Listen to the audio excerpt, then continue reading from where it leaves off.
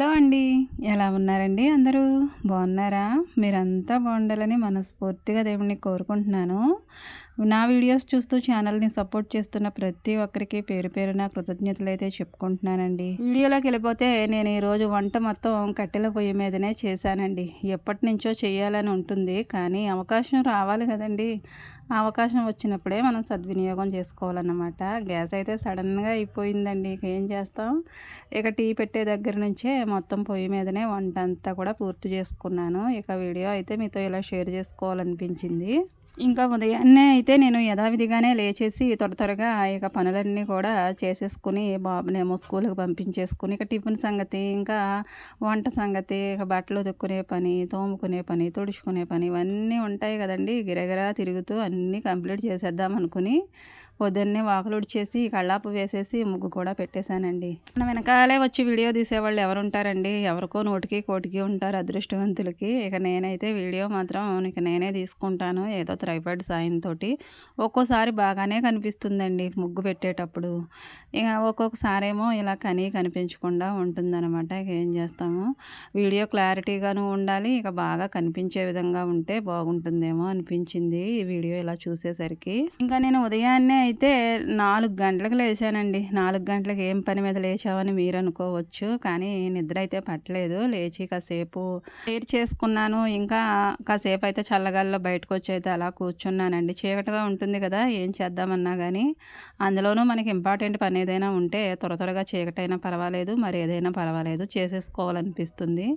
ఇంకా నేనైతే అలానే చాలాసేపు కూర్చున్నాను. ఈలోపైతే అత్తయ్య గారు కూడా పనికి వెళ్ళడానికైతే బయలుదేరుతున్నారండి. అత్తయ్య గారు కూడా త్వరగా లేచిపోతున్నారు. టైము అంతమాను చూసుకోవడమే సరిపోతుందండి పనికెళ్ళేది ఎలా ఉన్నా గానీ. ఎందుకంటే త్వరగా వెళ్తేనే అక్కడ హాజరుపడుతుంది. ఫోటో తీయాలంట ఇవన్నీ ఉంటాయి కదండీ! పాపం అత్తయ్య గారు కూడా సరిగ్గా నిద్రపోకుండానే అంతమాను టైమే చూసుకుంటారు. ఇక అత్తయ్య గారినైతే టీ పెట్టి ఇంకా ఒక అట్టయితే వేసిచ్చేసి పంపించిన తర్వాత నేను బయట పనంతా చేసుకున్నాను. నీళ్లు పట్టుకోవడం, ఇక కల్లాపు చల్లి ముగ్గేసుకోవడం ఇవన్నీ చేశాను. పొయ్యి కూడా అంటించి నీళ్లు కాచేశాను బాబుకి. ఇంకా ఎసరైతే పెట్టేసుకుని ఇలా గ్యాస్ దగ్గరికైతే వచ్చి బాబుకి కూడా ఒక అట్టేసిద్దామని గ్యాస్ అంటించాను. అంటించిన తర్వాత ఇక అదంతా కూడా స్లోగా వెలగడం ప్రారంభమైంది. ఇక ఏం చేస్తామండి అయిపోయిందనుకుంటా అని. ఇక గ్యాస్ అయిపోతే ఏంటంట నాకైతే మరి పొయ్యి మీద వంట చేసుకోవడం వచ్చు కదా! రాకపోతే భయపడాలి గానీ వస్తే భయం ఎందుకనేసి వెంటనే తీసుకొచ్చి ఆ ఎసరకుండ కిందకి దించేసి ఈ అట్టున్న మూకుడైతే పొయ్యి మీద పెట్టానండి. బాబుకైతే ఒక అట్టు వేసిచ్చేసానండి. ఆ తర్వాత టీ అయితే పెట్టొచ్చనేసి అత్తయ్య గారికి పెట్టాను. ఇక ఆయన లేచారు. ఇక మరదలు లేచింది. ఇక మామయ్య గారికి కూడా ఇవ్వలేదు. వీళ్ళందరికీ టీ ఇద్దామనేసి టీ కూడా పెట్టేశాను. నేను పక్కనే పెట్టానండి అట్టేసిన తర్వాత గ్యాస్ మీద. ఇక 2 ఒకేసారి ఆగిపోయాయి. ఇక అది తీసుకొచ్చి అయితే మరి టీ కూడా దీని మీదే పెట్టేశానండి కట్టెల పొయ్యి మీద. మనకి రాని పనికి జడవాలి కానీ వచ్చిన పనికి నేను ఎప్పుడూ కూడా భయపడనండి. ఈ పని నాకు అలవాటే. ఎందుకంటే పొయ్యి అంటించుతాను, అన్నం వండుతాను, అన్నీ చేసుకుంటాను కదండీ! ఇక ఏ టు జెడ్ ఈరోజైతే నేను కట్టెల పొయ్యి మీదే అన్ని పనులు కూడా చేసుకోవడం నాకు ఒక పక్కన సంతోషంగాను ఉంది. ఒక పక్కన అయితే మరి లేట్ అయిపోతుంది కదండీ! మన వాళ్ళకి టైంకి అన్నీ పెట్టాలి కదా! లేట్ అయిపోతుందన్న బాధ తప్పించి దీని మీద పని చేయవలసొస్తుందని అయితే నాకు ఎలాంటి ఇబ్బంది లేదు. నన్ను చూస్తే నాకే ఒక సామెత గుర్తుకు వచ్చిందండి. అంగట్లో అన్నీ ఉన్నా అల్లుడి నోట్లో శనుంటుందంటారు చూడండి. అది నాకే వర్తిస్తుందేమో అనిపించింది ఉదయాన్నే గ్యాస్ అయిపోయిన తర్వాత. ఎందుకంటే షేర్ బండి ఉన్నప్పటికీ కూడా నేను దాన్ని బుక్ చేసుకోవడానికైతే లేట్ చేసేసాను. ఎందుకంటే మనకి అత్తయ్య గారి పేరు మీద ఒక బండి ఉంది. నా పేరు మీద ఒక బండి ఉంది. 2 సిమ్ములండి మరి. ఒక్కొక్క బండికి ఒక్కొక్క సిమ్ యూజ్ చేయాలి కదా! ఇక నా పేరు మీద మొన్ననే వేయించుకున్నాను. ఇక ఆ బండేమో వదిన తీసుకెళ్ళిందండి. తనకి బండి అయిపోతే ఇంకా మా ఇద్దరి మధ్యలోనైతే 3 బండ్లు అలా తిరుగుతూ ఉంటాయి. ఇక తర్వాత నేను మళ్ళీ బుక్ చేసుకోవచ్చులే ఈ లోపల అనుకున్నాను కానండి మరి సిమ్ము అందులో బ్యాలెన్స్ అవ్వకుండానే వేరే సిమ్‌లో బ్యాలెన్స్ చేయడానికేమో నాకు మనసొప్పలేదు. ఇక లేట్ చేసేసాను అలాగే. ఇందులో బ్యాలెన్స్ ఇంకొక 4 రోజులున్నా గానీ ఎలాగోలాగైతే వేరే సిమ్‌లోకి బ్యాలెన్స్ వేయించేసుకుని నేనైతే గ్యాస్ బుక్ చేసుకుందును. ఇంకొక 15 రోజులు ఇంకా టైం ఉందనగా మరి వేరే సిమ్‌లోకి బ్యాలెన్స్ ఎలా వేయించుకోగలమండి? వేయించుకోలేం గదా! అందుకని అలా అశ్రద్ధ అయిపోయింది. అయిన తర్వాత ఇంకొక 4 రోజులు అనుకుంటే మరి అక్కడ గ్యాస్ అయితే ఆగదు గదండీ! మా వాళ్ళు లేవడంతోటే ఒకటే నన్ను గ్యాస్ మొన్నే బుక్ చేసుకోమంటే నువ్వే లేట్ చేసావు అని అన్నారు. ఇక ఏం చేస్తామండి మనదే కదా పొరపాటు. మరి పొరపాటు నేను కావాలని ఏమీ చేయలేదు. ఏదో సిమ్‌లోను అలా బ్యాలెన్స్ ఆదా చేద్దామని నా బాధ నాది. కానీ అది అర్థం కాదు. ఎందుకంటే నేను ఇబ్బంది పడతానని వాళ్ళ భయమనమాట. టీలు, టిఫిన్‌లు సంగతయితే అయిపోయిందండి. అన్నం కూడా వండేసి వంచేసాను గదా! చూసారు మీరు. ఇంకా నేనైతే మరి కూర వండుకుందామని కోడిగుడ్లు ఉడకబెట్టుకుంటున్నాను ముందైతే. ఇక బాబుకి కూడా బాక్స్ అయితే నేను పంపించలేదండి. ఎందుకంటే మరి గ్యాస్ ముందే అయిపోయింది కదా! లేదంటే బీన్స్ అయితే పాతుకున్నాయి. 4 కాయలైతే కోసాను. ఆ 4 కూడా కొంచెం కూర అయితే బాబుకి వండేద్దామనేసి కోసి పక్కన పెట్టుకున్నాను. దాన్ని వండాలనమాట. ఇంకా పాలైతే తాగడానికి కొద్దిగా కాచి పక్కన పెట్టాను. ఇంకా దాంట్లోనే మరలా తోడంటుకు కూడా పాలైతే ఆ కుండలోనే పోసేసి సన్నని మంట మీద అయితే అలా నొప్పుల మీద కాసేపు అలా పెడితే అవే మరిగిపోతాయండి. ఆ తర్వాత తోడంటు వేసుకుంటాను. ఇంకా ఆ తర్వాత అయితే బాబు కోసం కొద్దిగా కూర అయితే వండుతున్నానండి. ఇంకెలాగో కోడిగుడ్లు అయితే ఉడకబెట్టాను కదండీ! ఇక బీన్స్‌లో ఒక గుడ్డయితే తీసి వేసేసాను. కొద్దిగా పచ్చి బఠానీలు కూడా ఉన్నాయండి. అవి కూడా వేశాను. ఇంకా ఇది ఇలా ఎగిరిపోయినప్పుడైతే మొత్తం గూడా దాంట్లోనైతే నేను కొద్దిగా పచ్చిపాలైతే పోస్తానండి కొద్దిగా. ఎందుకంటే టేస్ట్ బావుంటుంది. గోరుచిక్కుడుకాయ కూరలో అయితే నేను ఎప్పుడూ కూడా పచ్చిపాలు పోసి వండుతాను. ఇక అదే విధంగా ఈ బీన్స్ కూడా అలానే ఉంటాయి గదండీ!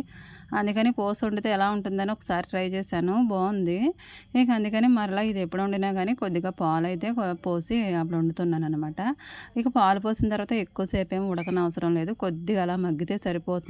వేడైతే చాలా విపరీతంగా వచ్చేస్తుందండి పొయ్యి దగ్గర. అసలే ఎండలు గదండీ! ఈ ఎండల్లో పొయ్యి మీద వంట అంటే ఎలా ఉంటుంది చెప్పండి? ఏంటండి అంటున్నారు? చేసుకున్న వాళ్ళకి చేసుకున్నంత అని అంటున్నారు గదా! మరి ఏం చేస్తామండి? నేనే చేసుకున్నానులెండి. ఇంకా మా కోసం కూడా కూరైతే వండేసుకుందామని ఉల్లిపాయలైతే కట్ చేసుకుంటున్నాను. ఏ కూరకైనా ఉల్లిపాయలు తప్పకుండా వాడతాం కదండీ! ఉల్లిపాయ, పచ్చిమిరపకాయ లేకుండా ఏ కూర వండము సాధారణంగా. ఇంకా నేనైతే కూర ములక్కాయి, అలాగే మొన్న పెట్టిన పెసర వడియాలు, ఇంకా దాంట్లోకైతే కోడిగుడ్డు కూడా వేసి మూడింటిని కాంబినేషన్‌లో కూరైతే చేస్తున్నానండి. ఇంకా ములక్కాయలైతే మన చెట్టుకు లేవు గానీ కొనుక్కొచ్చారండి అత్తయ్య. చెట్లున్నాయి వాళ్ళ దగ్గర. చాలా చాలా విపరీతంగా కాసాయండి ములక్కాయలైతే. కాసిన చెట్లకి చాలా కాయలున్నాయి. కాయని వాటిలకైతే అసలేమీ లేవు. మా దొడ్లో ఉన్న చెట్టు కూడా ఏమీ కాయలు కాయలేదు. ఇక అందుకనే ఒక రూ. 20 కాయలు కొనుక్కొచ్చారు. తెలిసిన వాళ్ళే కదండీ! పల్లెటూళ్ళలో అందరూ మనకు ఇరుగు పొరుగు అంటూ ఉంటాం గదా! ఇక తెలిసిన వాళ్ళు కావడంతోటి రూ. 20కి 4 ఇచ్చారులెండి. పెద్ద పెద్దగానే ఉన్నాయి. ఇంకా సెలవులు కావడంతోటి ఇంటి దగ్గరే ఉండి నాకైతే బాగా కూడా ఏ పని చేసుకున్నా అందులోకొచ్చి ఏదైనా హెల్ప్ చేయనమ్మా అని అడగడం అయితే పిల్లలు చేస్తూ ఉన్నారండి. ఏదో ఒక పనిలో నాకు అలా చాలా తోడుగా ఉంటున్నారు పిల్లలు. ఇంకా వాళ్ళకి తోచినట్టుగా వాళ్ళు ఏదో ఒకటి హెల్ప్ చేయడానికే చూస్తున్నారండి. ఉల్లు చేసిన మేలు తల్లి చేసిన మేలు అంటారండి. తల్లి చేసిన మేలేంటో తెలుస్తుంది గానండి, ఈ ఉల్లు చేసిన మేలేంటో నాకు అర్థం కాదు. పైగా ఏడిపిస్తుందది. ఇది పాప దగ్గర కూర్చుంటే పాపం తనకు కూడా కళ్ళ వెంట నీళ్ళొచ్చేసాయి. అమ్మ నా వల్ల కాదంటూ దూరంగా వెళ్ళిపోయిందండి పాపం. కళ్ళంట చాలా నీళ్ళొచ్చేసాయి. పక్కనున్న వాళ్ళకి మరీ ఎక్కువగా వస్తాయండి కట్ చేసే వాళ్ళకంటే కూడా ఉల్లిపాయలు కట్ చేసేటప్పుడు. ఇంకా ఎలా కోస్తావమ్మా రోజును కళ్ళంట నీళ్ళొస్తూనే ఉంటాయి. అలా ఏడుస్తూనే ఉంటావు అంటుంది మా చిన్న పాప అయితే. పాపం వాళ్ళకి తెలీదు కదండీ ఉల్లిపాయలు కట్ చేస్తుంటే అలా నీళ్ళొస్తాయనేసి. ఆడవాళ్ళయి పుట్టిన తర్వాత ఉల్లిపాయ చేతిలో ప్రతి ఒక్కరం కూడా ఓడిపోవలసిందేనండి. ఆడవాళ్ళే అవ్వనవసరం లేదు. దీన్ని టచ్ చేసిన వాళ్ళు ఎవరికైనా సరే గిర్రుమని కళ్ళలో కన్నీళ్లు నింపేస్తుంది. ఉల్లిపాయలో అంత పవర్ ఉందనమాట. ఇంతకీ ఈ ఉల్లిపాయ చేసిన మేలేంటా అని నేను ఆలోచిస్తే ఇక ప్రతి ఒక్క కూరలోనూ ఇది లేకుండా అయితే ఏ కూర కూడా వండం కదండి. అన్ని కూరలకి ఉల్లిపాయలే వేసేయి ఇంకా అన్నీ కూడా పొయ్యి దగ్గరకైతే తీసుకొచ్చేసానండి. ఇక పెసర వడియాలైతే వేయించుకుంటున్నాను మూకుడు పెట్టి. దాంట్లోనైతే కొద్దిగా ఆయిల్ పోసుకుని అవి దోరగా వేయించుకుంటాను. మరీ మాడిపోయినట్టు కాకుండా మరీ పచ్చిగా కాకుండా కాస్త రెడ్డిష్ కలర్ వచ్చే వరకు వేయించుకుంటాను. ఎక్కువగా మాడినా కానండి దీనిలో ఉన్న టేస్ట్ అంతా మిస్ అయిపోతాము. చాలా జాగ్రత్తగా వేయించుకోవాలండి పెసర వడియాలు వేయించేటప్పుడు. ఎండుమిరపకాయలు వేయించేటప్పుడు అదేనండి పోపు పెట్టేటప్పుడు, అలాగే ఏదైనా పచ్చడికి వేయించేటప్పుడు కానీ, ఇలాంటివి పెసర వడియాలు వేయించేటప్పుడు కానీ నాకైతే చాలా భయమవుతుంది. ఎందుకంటే అవి చాలా అల్పంగా ఉంటాయండి. ఉత్తినే వేగిపోతాయి అన్నమాట. ఇక చూడడం కాస్తంత అజాగ్రత్త అయిందంటే మాడిపోతాయి ఇక నల్లగా. ఇక వడియాలైతే వేయించేసిన తర్వాత వాటిని పక్కకు తీసేసాను. ఇక అదే మూకుట్లో ఇంకాస్త ఆయిల్ పోసుకొని అందులో కొద్దిగా పసుపు వేసుకొని ఇంకేం చేస్తామండి గుడ్లు ఉన్నాయి కదండీ! దాన్ని ఒక్కొక్కటిగా తీసైతే అందులో వేసేసుకొని వాటన్నిటిని ఒకేసారి వేయించేసాను. చాలామంది ఉడికించిన గుడ్డుని ఆ విధంగానే కూర వండేసుకోవాలని అంటారు. అది నిజమేనండి. అందులో ఉన్న విటమిన్ పోకుండా ఉండాలంటే అలానే వండుకోవాలి. కానీ కొంతమందేమో వేయించుకొని అప్పుడు కూర వండుతారు. నేను ఒక్కొక్కసారి ఒక్కోలా చేస్తాను. ఈ కూర వండేటప్పుడు నాకు వేయించాలనిపించిందండి. అందుకనే పొయ్యి మీదనే అసలే రిస్క్ కదండీ వంట. అందులోనూ మరలా ఈ గుడ్లు వేయించడానికి ఇంకాస్త టైం ఎక్కువ పడుతుంది. అయినా పర్వాలేదు, మనం తినాలనుకున్నప్పుడు వేయించాలి కదండీ! తప్పదు. ఇక గుడ్లన్నీ కూడా వేయించేసుకుంటున్నాను. కొద్దిగా పసుపేసుకుంటే చాలామంది గుడ్లు వేయించేటప్పుడు గుడ్లు వేయించే గిన్నెకైతే అంటుకుపోతాయని చాలా ఇబ్బంది పడతారండి. నాకు కూడా తెలిసేది కాదు. కొత్తలో నేను అలా ఇబ్బంది పడేదాన్ని. కానీ మనం దేనిలో గుడ్లు వేయించుతున్నామో దాన్ని శుభ్రంగా చాలా వరకైతే వేడవ్వనివ్వాలి. ఆ తర్వాత నూనె పోసుకోవాలండి. ఆ నూనె కూడా కాగిన తర్వాత కొద్దిగా పసుపేసుకున్న తర్వాత ఈ గుడ్లు కూడా వేసుకుంటే అస్సలు అంటుకోవండి. చక్కగా వేగిపోతాయి. గుడ్లు కూడా తీసేసాను పక్కకి. ఆ తర్వాత ఉల్లిపాయలు డైరెక్ట్ నేను ఏ దాకలో వండుతానో అందులోకే కోసేసానండి ఈరోజు. ఎందుకంటే గుడ్లు ఎలాగో వేరే గిన్నెలో ఏపుదాం కదా అనేసి ఇలా డైరెక్ట్‌గానే కోసేసాను. ఇంకా ములక్కాడ కూరలోను, ఇంకా పెసర వడియాల కూరలోను, ఇంకా కోడిగుడ్డు పుల్లడి ఇలాంటివి ఉంటాయి కదండీ! ఉల్లిపాయలు ఎక్కువగా కోసుకునే కూరలో. ఇక అలాంటి వాటిల్లోనైతే నేను ఉల్లిపాయలు కాస్త ఎక్కువే వేసుకుంటానండి. మరి పిల్లలకి, వాళ్ళకి పెద్దవాళ్ళకి పెట్టాలి కదండీ! అందరికీ సరిపోవాలి కదా! మనం ఇంట్లో ఉండే వాళ్ళని బట్టి ఉల్లిపాయలు ఎన్ని పడతాయనేది మనకు అర్థమవుతుంది. ఇక చిన్న చిన్న ఫ్యామిలీస్ వాళ్ళైతే ఉల్లిపాయలు కాస్త తక్కువే వాడతారులెండి. నేనైతే ఉల్లిపాయలు 2, 3 ఎక్కువే తగలనిస్తాను. ఉల్లిపాయలు అన్నేసుకుంటే టేస్ట్ ఏముంటుంది అని అనుకుంటారు చాలామంది. ఉల్లిపాయలు వేగేటప్పుడే నేను కొద్దిగా పసుపు, ఇంకా రుచికి సరిపడగా ఉప్పైతే ఒక్కోసారి వేసేస్తాను. అదే ఎక్కువ మొత్తంలో ఉల్లిపాయలు వేయించుకోవాల్సొస్తే కనుక ముందే ఉప్పేసేసుకుంటాను. ఉల్లిపాయలు ఎక్కువగా వాడేటప్పుడు కొద్దిగా తీపనేది తగులుతుందండి. మామూలుగానే ఉల్లిపాయ తీపంటారు కదా! ఎక్కువ ఉల్లిపాయలు వాడేస్తే తీపొచ్చేస్తుందంటారు కూర. నేను వండిన కూర ఎప్పుడూ కూడా అలా తీపనేది రాదండి.